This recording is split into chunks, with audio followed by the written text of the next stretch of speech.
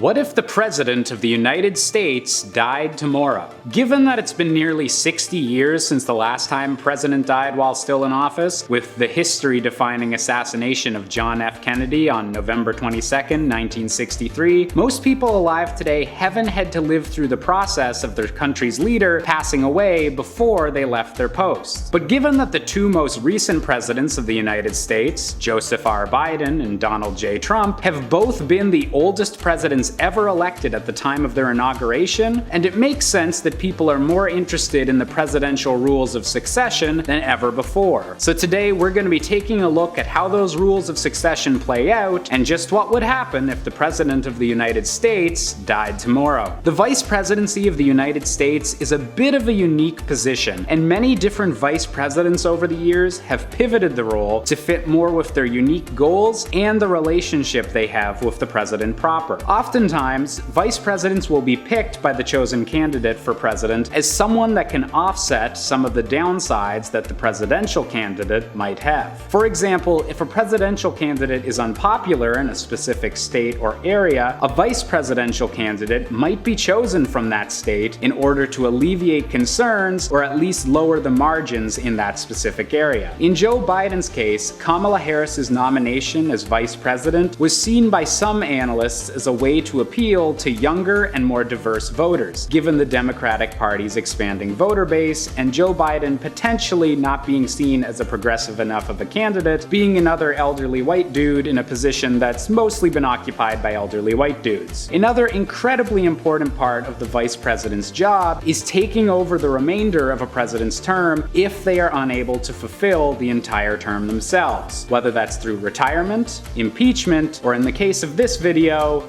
death. A large part of the conversation revolving around both Kamala Harris and Mike Pence during their respective first vice presidential campaigns in 2020 and 2016 was whether they would be accepted by the American people as being presidential enough for the Oval Office if either Biden or Trump encountered health issues due to their older age. Thus, there's a not impossible likelihood that Vice President Kamala Harris could have to take over for the remainder of the president's term, and likely would continue to run for re-election in 2024. This could potentially have huge impacts on the Democratic agenda, as the vice president would have to choose whether to stick to the exact plans laid out by Biden, or choose a new plan to capitalize on public sympathy, or just to stand out from the original Biden administration. Now, if the president did die tomorrow, or was prevented from fulfilling his duties as the president in some other way, there would likely be a large amount of political turmoil. The Republican Party has made it no secret that they're firmly opposed to both Joe Biden and Kamala Harris's agenda, and the death of Biden would likely be a moment that would be capitalized on, whether it was subtle or not. Some politicians might want to focus exactly on the wording of the Constitution and ensure that the passing of power is done exactly to the letter and extended out as slowly as possible. Others may seek to use the opportunity to spread misinformation and make claims that someone other than the vice president should become president. Some bolder Republicans might even try to make the claim that the death of Biden somehow means a Republican belongs in office, or potentially even Donald Trump himself. However, the line of succession rules for the American government are very clear. The order of succession is as follows, with each position taking over the office of the presidency only if everyone ahead of them in the line of succession is incapable of taking on the office themselves. It goes Vice President, Speaker of the House of Representatives, the longest-serving member of the majority political party in the United States Senate, the Secretary of State, and then going down the list through various secretaries of different departments. All in all, there are currently 16 people in the current line of succession, with 2 secretaries currently being invalid due to not being natural-born US citizens, a requirement only for the presidency but not for normal political office. All 18 of these people are currently members of the Democratic Party, given that the Democrats currently have a majority in all 3 branches of government, meaning that there is currently no legal way for a Republican to hold the office of the president during this current term, no matter what misinformation might be spread online or through cable news in the days and weeks following the death of a president. If the Democratic Party holds the presidency, the House of Representatives, and the Senate, there's no potential way for a Republican president, unlike the possibility possibility of Nancy Pelosi becoming president during Trump's impeachment when she was third in line behind Mike Pence. In our current highly politicized atmosphere, handling misinformation and keeping the public properly informed would be incredibly important for the health of a nation. Any death of a president is going to bring with it a tremendous amount of conspiracy theories and allegations of assassination, no matter what the cause of death wound up being. Keeping the American people level-headed and still believing in the process of government would be essential for continuing the long tradition of the line of succession. This concept of there being an incredibly long line of succession, laid out in the Constitution, was even the entire premise of a popular TV show that ran for 3 seasons called Designated Survivor, in which the Secretary of Housing and Urban Development, played by Kiefer Sutherland, becomes president after the 12 people ahead of him in the line of succession are killed in a single